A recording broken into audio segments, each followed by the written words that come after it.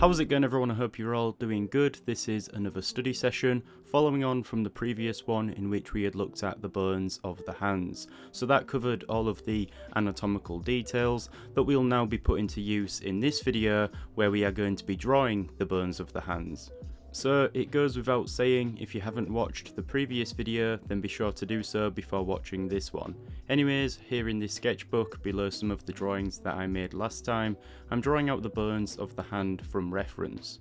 And if you have watched the previous video, you'll have seen this before, and this is what we'll be drawing today. But like usual, the goal is to be able to draw these bones of the hand in many different positions, in perspective and from imagination.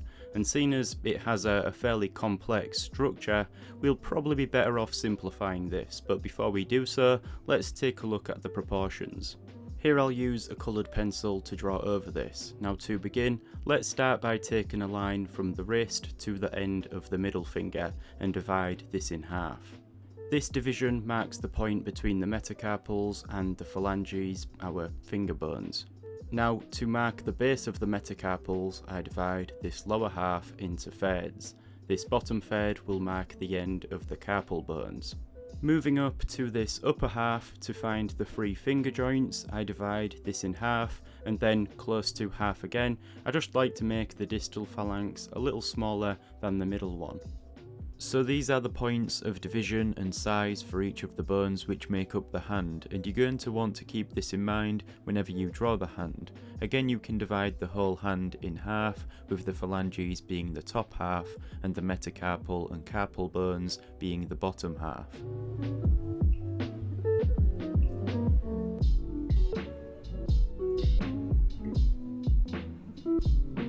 Now, I mentioned in the last video that these finger bones all follow the same ratio in terms of how they are divided, even though they are at different sizes. The joints don't line up horizontally, instead there's an arc shape that you can see when I draw over this. And the slope of this arc gets steeper as we move outwards from the wrist to the fingertips. Now, as for the thumb, its metacarpal bone is roughly around the same size as the proximal phalanx for the index finger, and its phalanxes are slightly bigger than the others. So these proportions and units of division are going to be extremely important as we start to draw out these hands. Now, as I said a moment ago, we are going to simplify these bones down to something that's more manageable to draw. And so I'll start by showing you how to draw this in the same position as this realistic version here. So to begin, using what we've just looked at, I can draw a line which will be the length of the hand from the wrist to the end of that middle finger, and I can make those same divisions. The lower half is divided into thirds, and the upper half is divided in half, and then the top half of that is divided again upwards a little from that halfway point. And so now I've set out my proportions. Of course, this gets a little tricky when we come to draw the hand in different positions, but we should always be considering this. Now, all of those carpal bones would be a pain to draw, that's why we simplify them down to a simple oval shape.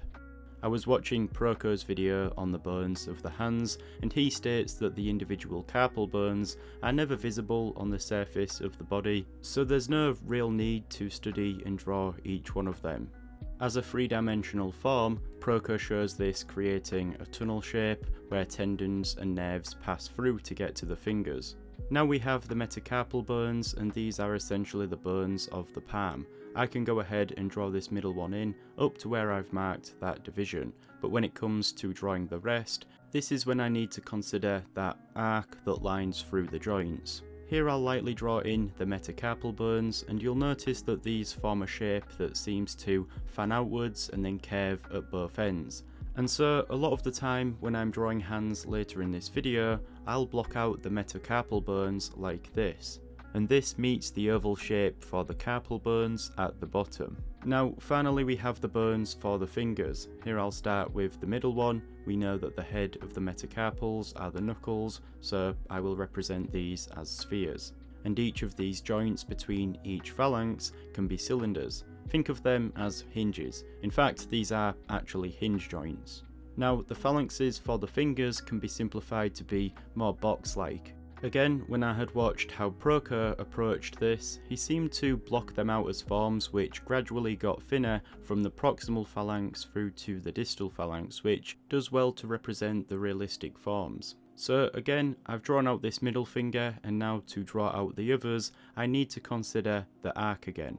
And as I said earlier, this arc gets a lot steeper the further we are from the wrist. I'll finish drawing in these fingers, and then for the thumb I approach this the same way, the sphere for the knuckle being down here at the side.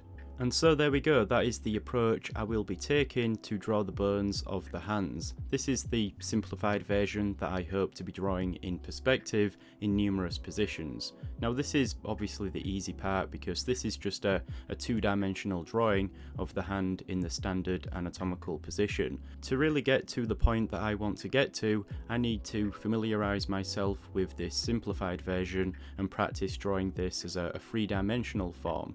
So around this here, I start to separate some of the elements that make up this simplified hand. I also draw the three-dimensional form that we'll be using to block out the metacarpal and carpal bones. This involves some spheres for the base of the fingers, which also represent the knuckles. I have a go here at drawing this hand at a smaller scale on a 3/4 view, and I also start to draw the phalanges at different angles in various positions. And as I do this, I make sure to consider the hinges between each phalanx that I show as a cylinder. Here I'm able to bend and angle each phalanx. This is good practice for when I'm tasked with drawing these on different angles, when I want to draw the hand posing in different positions. So now that I've practiced drawing out some of the sections that make up this hand, I start to have a go at bringing it all together to draw the hand in perspective. Now, there is a point to be made here regarding scale, because here I draw the hand on a much larger scale in comparison to how large I'd be drawing it if I was drawing the entire human figure, for example. Obviously, this video is on the subject of drawing hands, so I'm deliberately drawing the hands on a larger scale like this and studying their form, but in reality, drawing what I'm drawing here on a smaller scale would be tricky because there's a lot of detail here to try and reduce down. With that being said, I'll have a go at drawing these hands at a smaller scale soon. For now, I want to create a few more examples of these hands in different positions drawn at this size. And so, in terms of drawing these in perspective, I didn't find it too difficult, and I think that's due to a lot of these forms that make up parts of the hand being quite boxy, right? They're not the most complex shapes to deal with, at least not in comparison to some of the forms we've been drawing throughout this series so far. I found that once I had established the position of the hand by drawing out the form for the metacarpal bones, all I needed to do was add the spheres, and from there the shapes of each phalanx, and I was keeping in mind the proportions as I was doing this. Now, whilst my first attempt probably wasn't the best example, I did find a rhythm to drawing these, and so I started to draw some more in different positions from imagination. I always found it easier to start with the curved shape for the metacarpals and then build off of that. Again, these study sessions are also a way for me to document my own progress, and I don't have much experience drawing the bones of the hands. However, I do have experience drawing in perspective, so that undoubtedly helped me out here. You have to almost visualize these hands whilst you draw them.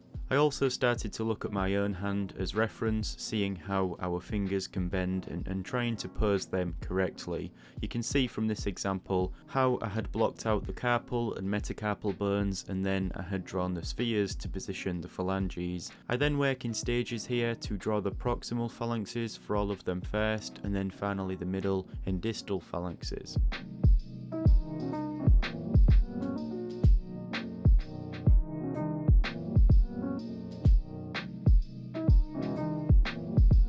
So those are a few examples of the bones of the hands drawn at a larger scale, and as I mentioned earlier, I'm now going to have a go at drawing more of these but at a smaller scale. And so right away from doing this, I realised that you have to lose some of the details, especially in terms of the forms that we use to draw out each of the phalanxes.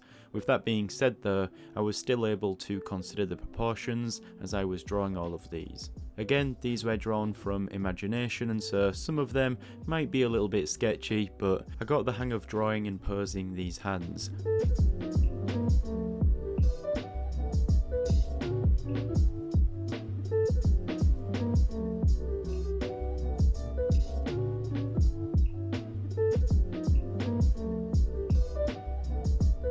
I'm eager to get to the point in which I can start to draw these hands in context with the rest of the skeleton, and we are not far from that now.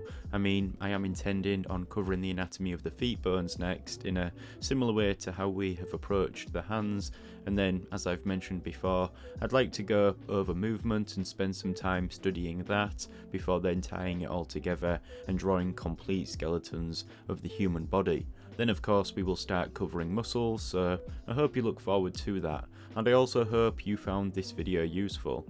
With that being said, thanks for watching, I'll see you in the next one. If you enjoyed the content I create, then do consider becoming a patron on Patreon. You will gain access to exclusive tutorials, study documents, process papers, real-time drawing footage and more. Plus you will also be supporting me in a more personal way. Other than that, thank you for watching this video and I'll see you soon.